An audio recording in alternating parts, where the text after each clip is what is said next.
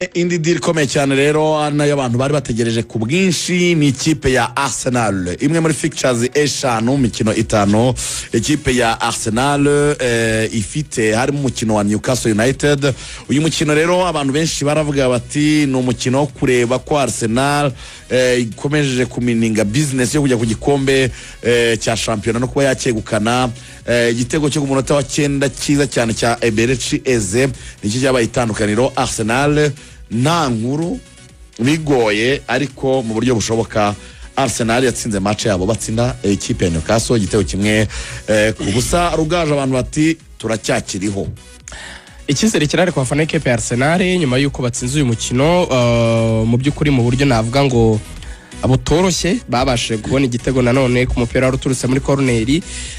Bagerageje uburyo bubiri imbere yo gutsinda igitego baje kubonaho insinzi bagatera kona batayiteye mu buryo buri direct. Abantu banibajije ngo kubera iki noneho Nicolas Jover yafashe umwanzuro wo guhindura uburyo bateramo corner. Icyambere nuko yabaraga uburebure bw'abasore ikipe ya Newcastle bari mu kibuga compared ku bakinnyi ba Arsenal barebare bari mu kibuga, akabibona yuko nagerageza kuza kuzamura umupira bishobora kuza kutaborohera. Niyo mpamvu afashe umwanzuro aravuga ati oya dushyira umupira hasi tupasanye unyure hasi. Ugerageje kureba indeshyo rero yaba bakinnyi barimo umusore witwa Botman, hakabamo Thiaw, hakabamo Dan Ban ndetse hakazamo n'umusore wabo w'umudefenseur nawe utari mugufi wundi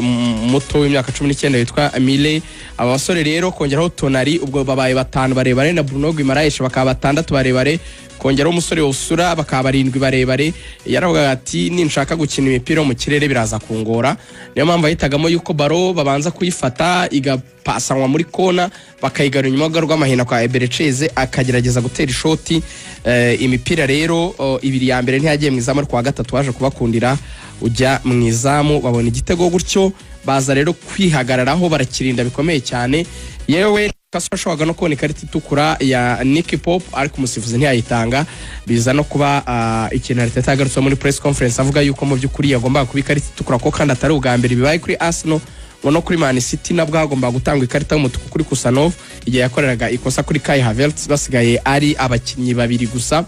Aravuga ati rero ibi nizere yuko ari bimwe mu bintu bigomba gukosoka mu minsi ya nyuma. Avuga ati izi ni zimwe muri margins ntoya cyangwa utuntu duto dutandukanya ama equipe cyangwa se tugena uko rezilitiza kugenda, kandi kuko asa n'ufite ukuri kuko niba ikarita y'umutuku utayitanze nk'iyo Newcastle za kubagombora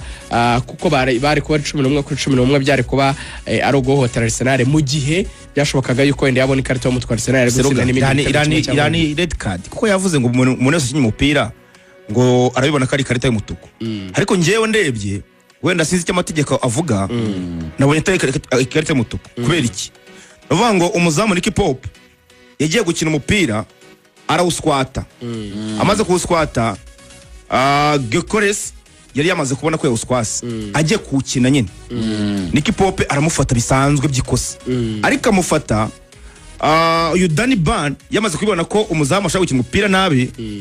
ahita ajya inyuma ajya mu izamu. Bivuze ngo arinze ikintu cyo kuvuga ngo ni umukinnyi wa nyuma yamufatiye imbere ya box yamufatiye imbere ya box rwose ariko amufata Danny Ban ari inyuma. Bivuga ngo icyo kwibaza aho umuzamu yabaye mu defenseur wa nyuma icyo gihe bari karita y'umutuku cyangwa se nibisanzwe nyine kubera ko Danny Ban ariyo ntabwo ari umukinnyi wa nyuma. Umuzamu yemerewe gukoresha amaboko hehe mu rubuga rwe. Ngena na diskise na Rugaju twarebanye match ndamugana ariko iyi gihe nabonaga ari karita y'umutuku kubera ko yamufashe intentionally kandi uriya mupira rega Gyökeres ashobora gufata agasigaranye na Danny Ban agatsinda igitego. Ngena nabonaga ari yagakwiye gufatwa nka Doxo ahubwo aho byafatwa nka Doxo. Nekereza ko barebye direction cyane ko wenda tarebaga mu izamu neza n'ubundi Victor cyangwa se dafite uburenganzira bwose ku mupira kuko umupira ahantu wari uri yashaka kuhurira n'umudefenseur wundi wari waje. Nta muntu wari waje ku covering. Danny Ban yari marajya mu izamu. Ikibazo cya couverture cyane nk'ikibazo cy'icyerekezo kuko baharebwa distance na direction. Ibintu bibiri by'ingenzi cyane mu gufata icyemezo. Anyway ni ibiri debatable biri aho ngaho ariko ibyo si byo bikomeye cyane. Cy'ingenzi no ko Arsenal yatsinze yongera gufata umwanya wa mbere ariko ingorane zihari cyane kurusha izindi nukwibaza ngo Man City yatakaza Arsenal yatsinda match zayo zose baramutse banganyije byose Arsenal zarusha Man City bitego bazaba bazigamye nk'ubu yatsinze kimwe ubwo Man City nitsinda n'umundi zongera fata umwanya wa mbere so biri mu bintu nyine twese dufite amatsiko kureba uko iyi shampiyona izarangira ariko nkurikije performance twabonanye Arsenal mu by'ukuri navuga yuko yari match ya souffrance cyane mu gice cya kabiri ikipe ya Newcastle yarabagoye cyane ubwo ikipe igomba gukurikira ni London Derby bazakira ikipe ya Fulham bagerageze kureba yuko bayikoraho resultat nziza bazaba bagiye imbere ya Man City amanota 6 ko Man City izakina ku wa mbere w'icyumweru gitaha ikina n'ikipe ya Everton hazaba ari 3 z'ijoro ubwo reka dutegereze turebe ko Man City bizagenda Man City igiye gufata kanya iruhuke Guardiola ko herezo mpamvu yahabakinnye iminsi 3 yatangiye ku munsi wo ku cyumweru ku wa mbere nejo ku wa kabiri arabwira ati mujye mu rugo musura imiryango abafite abana mu bakinisha abafite abadamu muganire nabo mwitware nk'abapapa hanyuma abasore batararongora niba mufite bashari banyu basure namwe munywe n'akabyeri katari kenshi munywe nka Jack Grealish wasinziriye mu kabari munyweho gake hanyuma kandi ari mu mvune Jack Grealish yayisomye duhure nyuma y'iminsi 3 bazasukura imyitozo kwa gatatu kiba bita rooftop bar hejuru cyane atayisinzira n'umukopira ane havuye atera muhungu w'inshuti yawe tangaza rwose ariko abakinnyi benshi bafite buriya benshi nta nubwo banywa inzoga abakinnyi Guardiola asigaye agura kubera experience yavanye kuri Jack Grealish abenshi asigaye bazana batanywa inzoga kuko abenshi n'abarabu ni bano ba Marimosh ni ba Rennes bavuka muri Indonesia ni ba Sheriki nibo bakinnyi asigaye yizanira kugira ngo nyine yirinde icyo kintu cyari gihari wenda ikindi ndabonye ku mukino wa Arsenal nuko ntabwo ari inkuru nziza kuko Kai Havertz yaje kuvunikira muri uyu mukino ngira ngo yanasohotse mu kibuga mu gice cya mbere cy'umukino asimburwa na Victor Gyökeres biragaragara ko imvune ye yongeye kugaruka binashoboka cyane ko sezeyo yaba irangiye ariko nabonye Arteta yavuze ko kuri we na Eze bombe bavuye mu kibuga yavuze ko atekereza yuko ari amamisikire bishobora kuba bidakomeye yavuze avuga ngo reka turebe mu mibyizi ko kuri Champions League kwa gatatu baboneka ariko uko yabivugaga yakoresha n'amagambo avuga ngo I think it's not too serious cyane cyane kuri Eze bishobora kutaza wenda kuba wenda nko kuri Champions League bwo ni vuba cyane kuri Atletico Madrid nabwo twategereza twazareba ariko birashoboka yuko batinze byaba wenda kuri Atletico no kuri Fulham bibaye gutinda bishobora kutabigiye kinini nka Mondial yo ntabwo birimo no kuba ngo sezo ye yagira nkurikije uko Arteta yavuze bishobora kwa byose ane nka Kai n'umukinnyi wari umaze iminsi amufasha kuri point kuko yakinaga neza rwose iyi point n'ubundi abantu bose bahuriza ko Arsenal iza kumugira kajyana na Mikel Merino ntibaze kugira ziriya mvune yashoboraga no kwitwara neza cyane ko muri Studio DG cyangwa mu buryo Arteta akinisha equipe ye no mukinnyi w'ingenzi cyane umuntu ugeze kubivuga mu kwa gatanu are iri gusoza saison 2025 ni Jamie Carragher nabonye Sky yanayigaruye iyo video yaravuze ati mu gihe Arsenal abantu bavuga yuko umwataka ari bikeneye cyane ati nuzaza wese ntabwo bizamworohera kwicaza Kai kuko Kai no mukinnyi w'ingenzi cyane mu buryo Arteta akinisha equipe ya Arsenal biragaragara yuko rero mu by'ukuri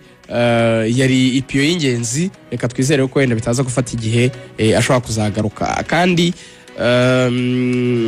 nanabonye na record ya Arsenal contre Fulham bazahita bakina Arsenal iri kugenda igisa niyishoboramo kuko nk'ubu ngubu ntuza statistique zitubwira yuko bari gukinira ku kibuga cya Arsenal i London Arsenal imaze gutsinda match 3 banganye 2 muri 5 ziheruka Fulham ntirabatsinda none muri iki gihe kiri kurusho rero Arsenal urumva ko izatanga ibyayo byose no gupfa no gukira kugira ngo irebe yuko yashyira amatandatu kuri Man City bone kuza gukina kuwa mbere wenda Arsenal yabaye nk'isi kandi nkuru nziza urunzo nuko Bukayo yakize kuri uyu mukino yinje mu kibuga simbuye rwose ubona ko no kuri match kwa gatatu birashoboka cyane ko yamubanzamo kuko urebye uburyo yamuhaye iminota nka 20 ya nyuma birashoboka ko yamubanzamo imbere ya Madueke nawe utari kwitwara nabi nawe yagerageje mu by'ukuri gusa naho ahaba mu gihe Bukayo atari ahari rumva rero kugarura Bukayo wenda nana rikipera Kai ndetse na Eze ikipe ye izaba yuzuye haza basigaye ikibazo cyo kwibaza ngo baba defenseur bazagaruka ryari yaba Karafiore ndetse na Yoran Timba bona ko nabo batinze cyane muri izi mvune bagize byanaguye cyane Karafiore nawe baravuga yuko ashobora kugaruka muri match ya Champions League cyangwa se muri weekend nawe byari biteganyijwe ko ashobora kuboneka kuri iyi match ariko babanje gukoresha Bukayo Karafiore nawe ari mu nzira ari kugaruka yes nuko bimeze cyane battle ya shampiyona mu gihugu cy'Ubwongereza cyafunguye Man City gifite Brentford yavuze akantu keza ariko kwizigera nta guciye mu ijambo umuvandimwe Arteta yavuze ati kugaruka kwa Bukayo mwabibonye ko afana bamwakiriye neza ati ni na boost ikomeye kuri equipe bisa naho nyine ngo ari we talisman Arsenal igenderaho ari kimwe mu bintu abantu bavuga ati Arsenal ikeneye rema zikomeye kurushaho waragiye kutubwira fixtures ndimo ndababwira fixtures za Man City ifite Brentford ikagira Chelsea ifite Man City Brentford ikagira Bournemouth ikagira Palace ikagira Aston Villa izi nizo match isigaranye makagofa ari kukaza Aston Villa na Everton na Bournemouth na match ya Everton tunababwira ni Arsenal sigaranye sibyo bwana Iber the Gunners sigaranye imikino yo gukinana ubwoba bwinshi ubwoba ni bwose ku bakunzi ba Arsenal ariko abakunzi ba Arsenal nimwe muyitera nibibazo gira ngo ubwoba turarburema mwagira ngo ni karema ya match bahumeka kuva mufite amanota 7 ya difference tukabakinnyi ari umutipe nze ureba match tukabakinnyi abatuka ibitutsi bibi cyane ariko nk'ikigo cyagiye kuresa ubona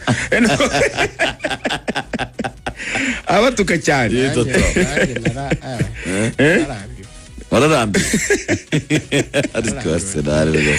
wagira ngo ari umuntu aza nitwara igikombe tuzaringa kwifana oya nina gitwara hari umujinya umuntu azaba afite mu mutima we yagize mu mezi ya mbere yo kugitwara urumva ariko nyarasanze kwishyiramo kwizagitwara ibyo bibi no kubara ubukeye kubona itsinzi kuvuga uti ariko karerigoga na kwizigira ngiye naraga mbisubiramo cyakibazo urabyibuka najyaga mbabwira ngo iki mubeho moments nziza mufite niyo muri gutsinda ni mu byenjoying ntabwo ntimwibaho nk'abantu bategetswe yuko mugomba gutegereza ukwezi kwa gatanu ndababwira nti ibyo biratuma mutishima igihe cyo kwishima cyaye bana areka ngubwira abafana ba Arsenal mu Rwanda wishimye kiriya gihe byibura abafana ba Arsenal mu Rwanda nimutwara igikombe muzahitemo ahantu heza ho gusohokera mugende mwinjoye tubane twivure gahinda twagize mugende muyimire ariko nsanga mwaba nk'abacagiririshe yarova ariko muzahitemo ahantu heza nko ku mazi nka za Rubavu za Karongi cyangwa za Muhazi mugende mwishimire umwaka wa Arsenal mwimara gahinda kuko niyo kipe igiye gutwara igikombe abakunzi bayo bahangayitse igiye gutwara igikombe yagitwaye se bano bafana mamane ukuntu bavuga ngo izagitwara kugira ngo base naho bayinyenga nabonye ni umugongeza bihari we ni ruri n'ubwo aracyahamya ko Arsenal azatwara igikombe nanjye ndabihamya Gary Neville aracyahamya ko Arsenal azatwara igikombe nakubeshya ibintu ndimo ndababwira so kubanyega ndabihamya kandi ni nabyo nifuza Arsenal ndayifuriza igikombe ese Man City izatsindwa Guardiola nawe ndamurambi nabonye ari abafana muri Turkiya uburyo rigana mukunda cyane nibwo buryo nyine ntabwo uburyo nkunda Pep ntabwo ari ukumukunda nukuvuga ngo ukuntu ndemye nge Pep nano twigeze duhurira ngo mbe navuga yuko ahuye nibyo nifuza Pep atoje Barca nyemfana Real Madrid aradutsinda cyane Pep chokore kipe atoje ho gato imyaka 3 nkunda ni Bayern ariko Bayern nabwo ni ikipe mfata nk'iya gatatu muzo nkunda ntabwo ari iya mbere si ni ya kabiri ya mbere ndere ari agakurikira Arsenal agakurikira Bayern mu byukuri sinavuga ko naratashe cyane wenda kuri we cyane nyuma za muri Man City ije gutsinda zose zo mu Bwongereza ahubwo icyabaye niki nge ndi umugudu skora w'umuntu uvuga ibintu akora yego no mpamvu buriya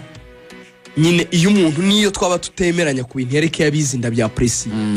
si nkunda Pep ahubwo nemera ko afite ubushobozi bw'ibintu akora no muhanga pe ni umuhanga so iyo ni fact ni nkuko nyine ni nkuko navuga ngo nakana ko Messi adakana Cristiano umupira oya tureke kubica ku ruhande ni kuba umuhanga byose barabizi ariko ni nk'umuntu ufana Cristiano ufunga inguni bakamwe ati Messi yatwaye igikombe cy'isi deyafo yageze ku bintu Cristiano atagezeho ngo yemwe igikombe cy'isi ngo si cyo ngo gituma ngo umuntu ngo bigena yo ko yatwaye byose none se nibindi mufite ko nabyo yabitwaye iyo muvuze mondiale mwe murayibura abafana ba Cristiano nanjye ndi iyo uvuze Ballon d'Or usanga kurusha 3 usanga afite 8 afite 8 afite 5 uwavuga ibikombe byo ku mugabane ugasanga nafite za Copa America Ballon d'Or zyo sinya ziba ngo bari ibikombe byinshi ugasanga Messi niwe watwaye byinshi harimo injurano nyinshi wabiteranya ibyo ni muri bya bindi bya Pep Guardiola ujya kuba kuganira n'umuntu ngo akoresha amafaranga menshi that's not a fact the fact is this ibintu akora byageze ku musaruro twagombaga kubikora cyane rwose nge rero mu bantu ndakunda harimo bakenemera ko bexera kurusha nabo ngiye mfana ni baki bashobora kuba batanarenze rwose nk'abantu nk'abangaye mu mupira n'uwo Messi nemera ko narutisha Cristiano no Pep narutisha abatoza bose nge nabonye ku isi arabo ntabonye ubwo abo nabonye na Ferguson arimo ndetse nemera ko Ferguson nawe simurutisha Pep nkurikije Pep uburyo yahinduye umupira n'ibitekerezo by'uburyo byadominiye isi imyaka myinshi mu buryo bw'imikinire harimo abakinnyi bandi abakipa bafite nka buriya hari umukinnyi nemeye cyane kandi mu kipe ndakunda nka Eden Hazard buriya nanga Chelsea cyane ariko nemeye Eden Hazard cyane nemeye Eden Hazard nk'umukinnyi mwiza pe turanamugora muri Real Floping ariko ndacyamwubahira ibintu yakinaga muri Chelsea yo mukinnyi nemeye ntakunda ikipe kinamo ni KDB Kevin De Bruyne nanga City rwose ariko KDB ukabireba ukabona ibintu akina ntago ufite kuburana byemereka komeye ni wamubuza gutanga passe yanjye yabikoze byihorere byemere yakoze ibintu byiza twigarera karongo nubwo fana ariko hari ibintu bikorwa n'ikipe cyangwa n'umutoza cyangwa n'umukinnyi duhanganye bikaba ari ibintu byo kutaburana ukicara ukabyemera ni muri ubwo buryo nemera Pep Guardiola nari nteruriye ku mufana muri Turkiya Galatasaray yatsinze 3-0 itsinda Fenerbahce ni 3-1 I think 3-2 baje gushyira mu kindi baje gushyira mu cyakabiri 3-2 barafite n'ikarita itukura kuri Fenerbahce rero iza gutsinda ariko abafana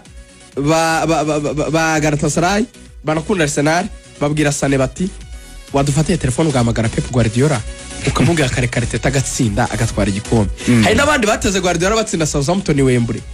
bakazajya bamubwira ati reka Teta atwara igikombe atamaze igihe akirukaho Guardiola arabiora arakomeza arigendera ari kuganaho imodoka yari iri nyine yari igiye kumucyura iyi fana kimwe kirana n'umutuka bya hatari bya bitutsi biriho za F ati wowe waretse undi mwana agatwara igikombe mu by'ukuri rero abafana bagira ibyifuzo igeriye yituma ritarakara gahita zikubita ariko we abari mu kazi nta